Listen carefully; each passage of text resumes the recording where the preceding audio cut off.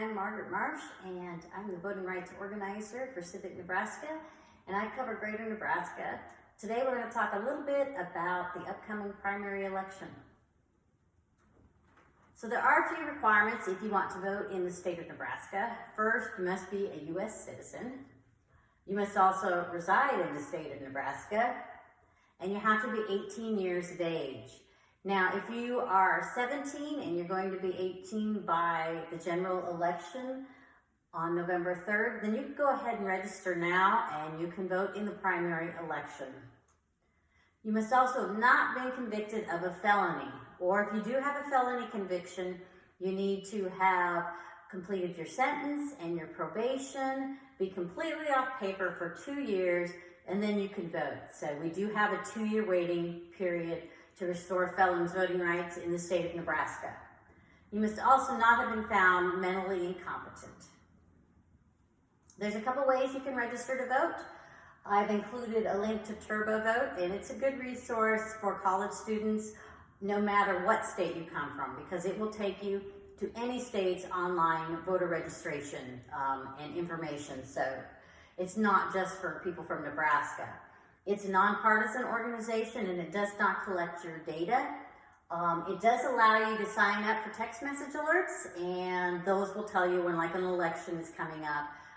So you can sign up for that or not, that's your choice.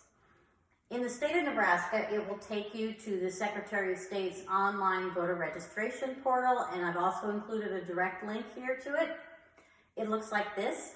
I'm not going to cover a step-by-step because it's pretty self-explanatory, but just a few things you do need to know about it. You can only use this if you do have a Nebraska driver's license. It will have you punch in those numbers and then take you step-by-step through the process. You can also use this website to change your party affiliation, your address, or your name if you need to do any of those updates. But again, you have to have a Nebraska driver's license. If you don't have a Nebraska driver's license, I've included the links to a paper application. You'll have to mail in an application for voter registration. So you can print that out, and this is what it looks like.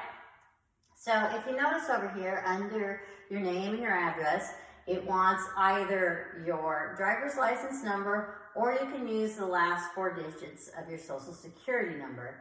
So you're gonna be able to use either one of those. You also do have to indicate, and this goes for the online website as well, you do have to choose a party affiliation. You can't register without it. So we do have some choices. So you can vote as either a Democrat, a Republican, a Libertarian. You can write in a different party affiliation, or you can register what's called nonpartisan, and that means I don't affiliate with any party. Just know that whatever party affiliation you choose will determine what ballot you receive in the primary. In the general election, we all have the same slate of candidates that we vote on, but the primary is determined, your ballot is determined by which party you are affiliated with. So nonpartisan voters do have some different options available to them, and we'll talk about that as we go. So you can obviously sign it and read through the instructions just to make sure you have everything correct.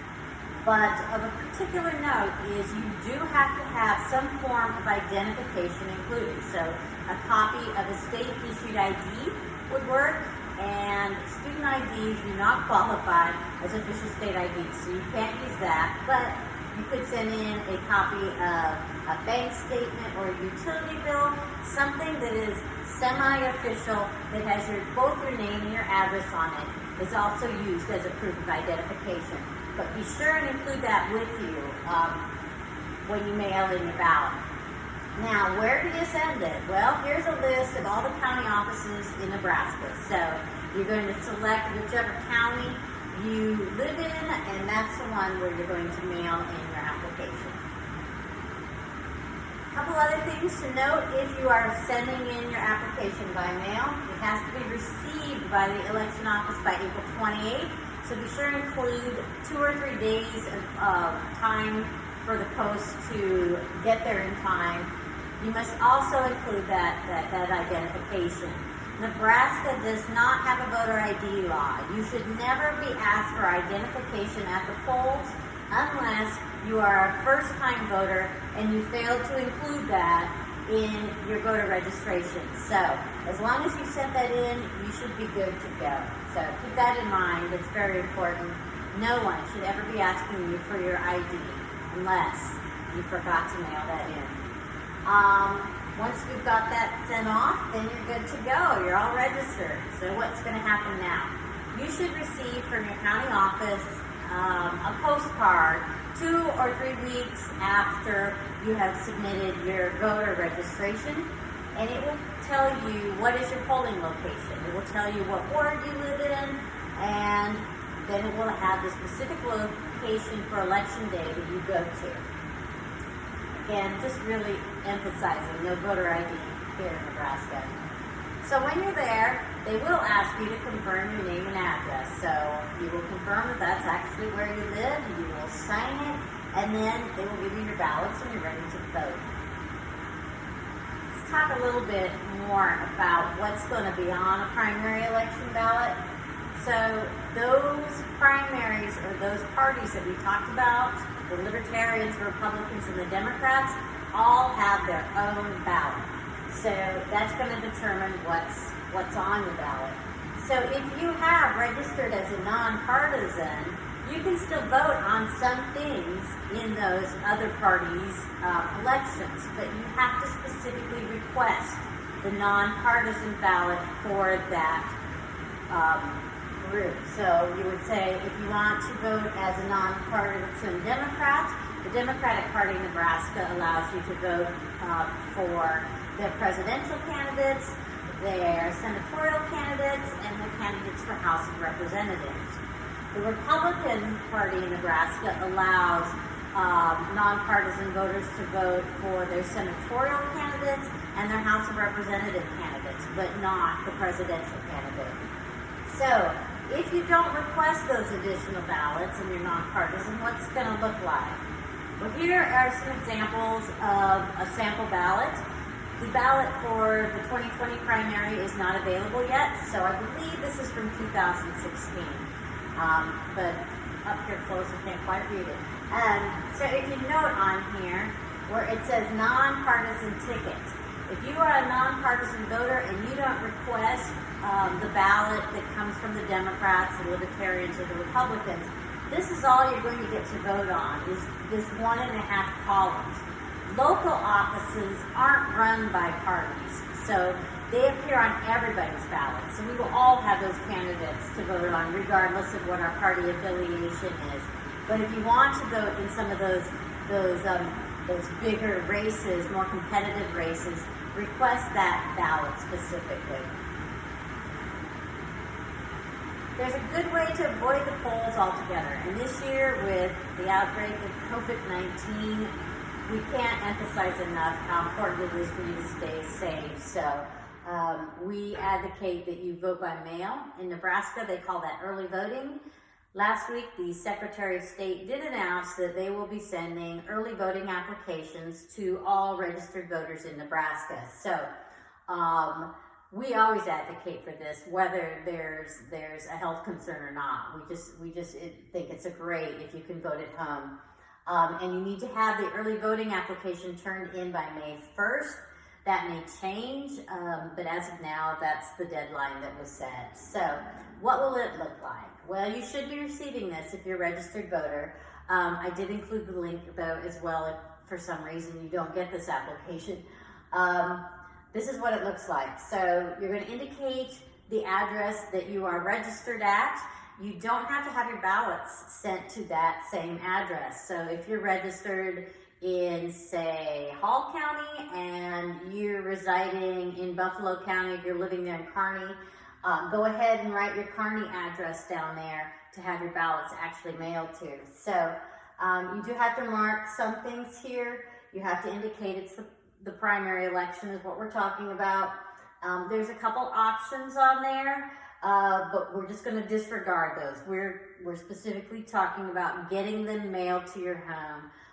So be sure and mark that second box and include that address Again, for nonpartisan voters, if you want to get those additional races included in your ballots, be sure and mark which parties, nonpartisan selection of candidates you want to have on there. So be sure and check one of those only if you're a nonpartisan voter.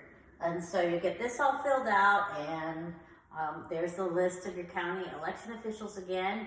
You're going to get that mailed in, and then they will send the ballots to your house, and you're all ready to go, and you're keeping yourself and you're keeping your community safe and healthy. So we really, really advocate that you do that. Just a note, different counties do things differently everywhere. So just as a general rule of thumb, submit a new early voting application for each election. There's a few counties that will allow you to just fill it out once and it applies to all of the elections, but not every county does that. So a good rule of thumb is if you want to do this and vote by mail, have the early voting application, send that in for every single election. So you're going to need to do it again in November if you want to vote the same way. Important dates to remember. The last day to register online and still be able to vote in the primary is April 27th. April 28th is the last day that you can have your mailed-in voter registration application to a county official. So it needs to be received by them on April 28th. So please allocate enough time for it to work its way through the post to get there in time. May 1st is the last day that you can just walk into the county election commissioner's office and register to vote. May 1st is also the last day you can have that early registration form turned in. As of now, that may change, but just count on getting that in by May 1st. May 12th is the primary election. So some other helpful websites for you. The League of Women Voters has a website called Vote 411, and they offer nonpartisan information about candidates. For the primary, local races will not be included. So if you go to that website, you won't find information on, say, your candidates for mayor or city council, but they hope to have a website up and have all that information, even on local races statewide, ready to go for the general election. The other website is through the Nebraska Secretary of State, and it is called Voter Check. And you can use this website to see if your polling location has changed. You can also use it to see what the status is of your early voting ballots, where they are in the process of being counted. So it's a great resource as well for you to use. So that's pretty much all the information I have for today, and glad for the opportunity to talk to you.